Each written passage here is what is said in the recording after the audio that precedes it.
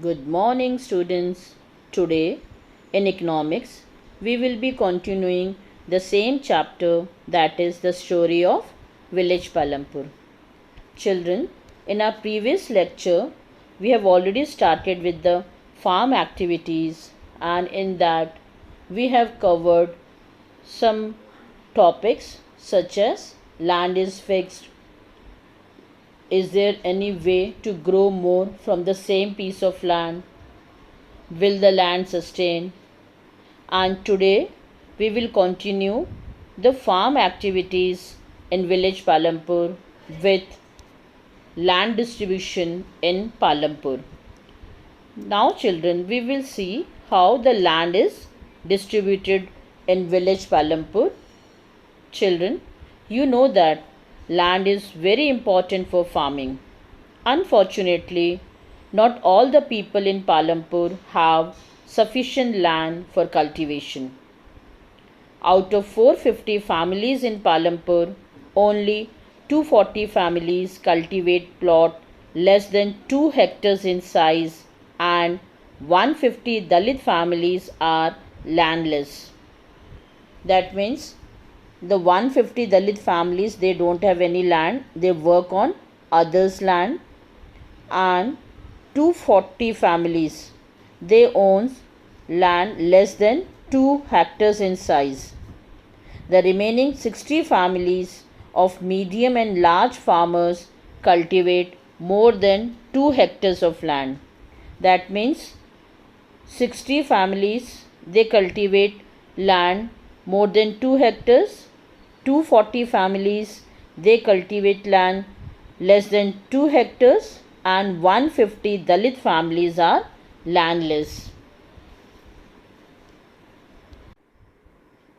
Children, cultivation from plots of land less than 2 hectares in size does not bring adequate income to the farmer's family.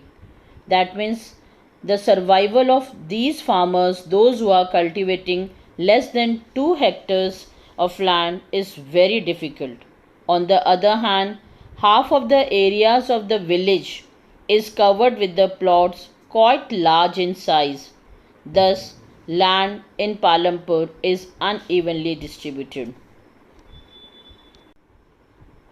Now, children, you can see the image and you can find out how the land is unevenly distributed among the farmers. The large number of small plots scattered around the village, these are cultivated by the small farmers. This you can see at the top of the both the corners of the image.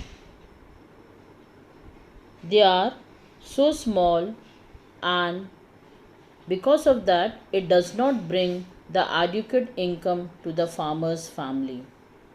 On the other hand, more than half the area of the village is covered by plots that are quite large in size. A few of large farmers have land extending over 10 hectares or more. That means, children, once again I am repeating the distribution of land among the farmers in village Palampur. Out of 450 families, 150 families, most of them Dalit, have no land. 240 families cultivated land less than 2 hectares, and 60 families of medium and large farmers have more than 2 hectares of land. Now, children, who will provide the labor? After land, labor are the next necessary factor for the production. Children, you know that farming requires a great deal of hard work. Small farmers, along with their families, cultivate their own field. That means the small farmers, they themselves cultivate their field. They don't hire the labor. They themselves provide the labor required for farming. Medium and large farmers hire the farm laborers to work on their field. They come from the landless families or families cultivating small plots of land. Unlike farmers, farm laborers do not have a right over the crops grown on the land because they are landless and working on the other's farm. And we have seen in Palampur 150 families do not have their own land. They worked as a farm laborer on the other's land. These laborers get wages in cash or in kind. For example, crops. Sometimes laborers get meals also, but this varies from place to place. Children, the laborer may be hired for all the year or whole year or may be hired only for a particular activities like sowing or harvesting. That means there is a wide variation in the duration of employment. A farm labor might be employed on a daily basis or for one particular farm activity. Children, there is heavy competition for work among the farm laborers in Palampur, and because of this, they agree to work for lower wages. The government has set minimum wages, but farmers in Palampur are paid much less than what is fixed by the government because heavy competition among the laborers. The capital needed in farming. Children, as you know, the modern farming methods require a great deal of capital so that the farmers now needs more money than before.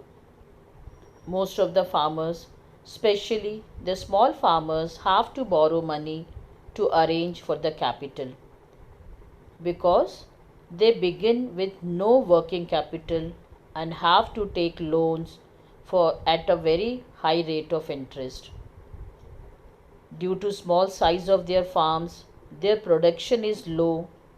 They keep this production for their own consumption or for repaying the lenders.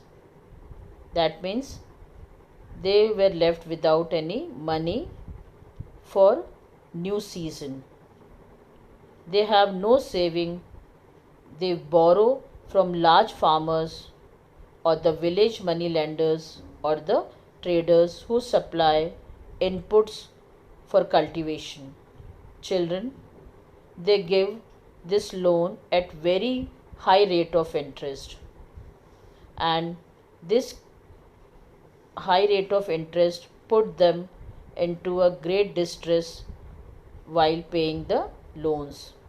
This I will explain you with one case study. Savita is a small farmer. She plans to cultivate wheat on her 1 hectare of land. Besides seeds, fertilizers and pesticides, she needs cash.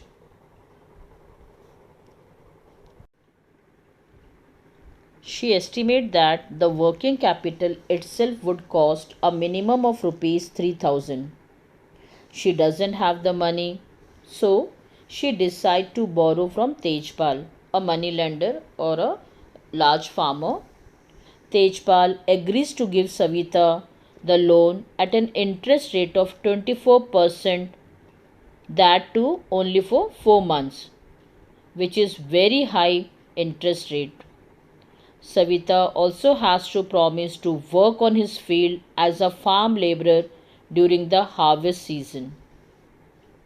Savita knows that she will have to work very hard to complete the harvesting on her own field and then work as a farm laborer for Tejpal Singh. The harvest time is a very busy time. As a mother of 3 children, she has a lot of household responsibilities. Savita agrees to these tough conditions as she knows getting a loan is difficult for a small farmers. Children, just think of the condition of Savita if she would have got the loan from the bank. The condition would have been totally different because the bank would have provided her loan at low rate of interest. she would have devoted more time to her own field instead of working as a farm laborer for the Tejpal Singh. She would have given more time to her children also. Children, the medium and the large farmers have their own savings from the farming. They are thus able to arrange for the capital needed. Now, sale of surplus farm products. Farmers grow crop on their land and the total amount of crops they grow, they keep a required portion for the consumption of their family. The surplus amount is sold by the farmers in the market. This is from where the traders buy crops and sell it to the shopkeepers in cities and towns. Children, the surplus products are sold by the big and the medium farmers. The small farmers keep a substantial share of their output for the family's need because their total production is small. That means whatever they are growing, whatever they are harvesting, they keep that for family's need. The part of the harvest which is kept for selling is called as surplus farm products, and when it is taken to the market for selling it is called as sale of surplus farm products. Once the farming process is get completed and the crops are harvested, the farmers segregate the obtained share into two parts. One part of the harvest is kept by himself for his family use, whereas the other part is taken to the market for selling. Now, children, what does the large and the medium farmers do with their earnings? A part of their earning is saved and kept for buying capital for the next season. Thus, they are able to arrange for the capital for farming from their own saving. Some farmers might also use the saving to buy cattle, trucks, or to set up shops.